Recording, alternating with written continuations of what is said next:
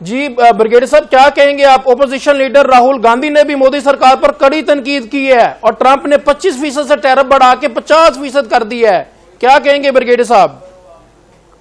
जी बस जो है वो कहते हैं कि अमेरिका की दुश्मनी और दोस्ती दोनों जो है बड़ी खतरनाक होती है जी। और इंडिया को भी यही कहा जा रहा था कि आज नहीं तो कल आपको भुगतनी पड़ेगी।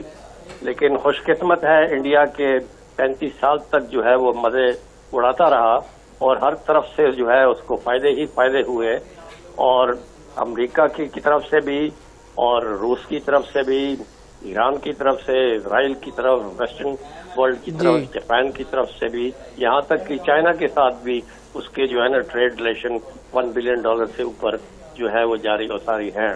तो वो चीजें तो उसकी जारी रहीं, लेकिन ये 4 दिन की जंग ने सारा नक्शा जो है ना तब्दील कर दिया।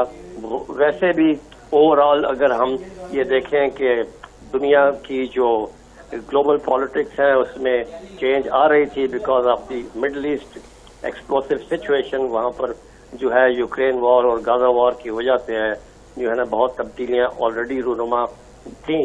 तो मजीद ये जब ये जंग हुई तो इसने फिर जलती पे तेल का काम किया है और वो जो रीअलाइनमेंट्स ये हो रही थी उसमें और तेजी आ गई। जो पहले ग्लोबल नॉर्थ और ग्लोबल साउथ का जो एक इनइक्विटेबल डिस्ट्रीब्यूशन ऑफ रिसोर्सेज दुनिया में थी कि जो G7 जो है वो दुनिया को जो है वो लीड कर रहा था और उसी ने जो है एक वर्ल्ड ऑर्डर बनाया हुआ था और वो जो वर्ल्ड ऑर्डर जो अमेरिका चला रहा था वो यूनिपोलरिज्म के तहत चला रहा था और कैपिटलिज्म के सिस्टम पे चला रहा था जो कि प्रो रिच था, प्रो एलीट था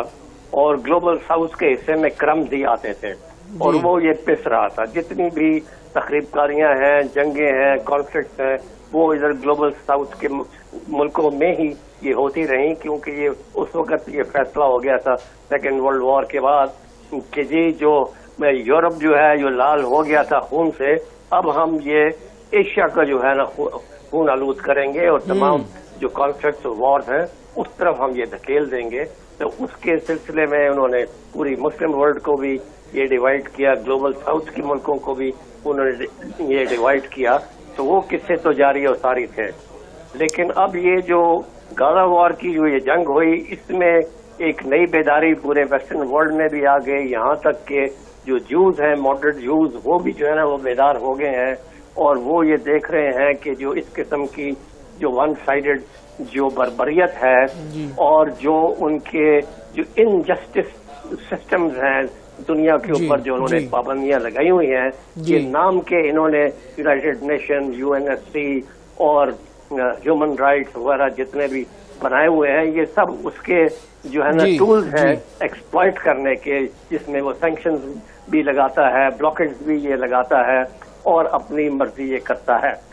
तो इसमें जो है उनका जो मेन प्लेयर जो थे, जो कैच पॉज थे अमेरिका के, वो मिडल ईस्ट में इजराइल था जो कि वहाँ का उन्होंने चौधरी और बिगेस्ट मिलिट्री पावर बनाया हुआ था और यहाँ पर इंडिया को उसने बनाया हुआ था। दोनों से अपने वो अहदाफ जो है ग्लोबल एम्बिशन वो ये पूरे कर रहा था। एक तरफ वो चीन को जो है वो कंटेन करने में इसकी मदद ले रहा था और दूसरा ये है कि पाकिस्तान जो कि उसको अलाई था, लेकिन ये नाम का ही एक अलाई था,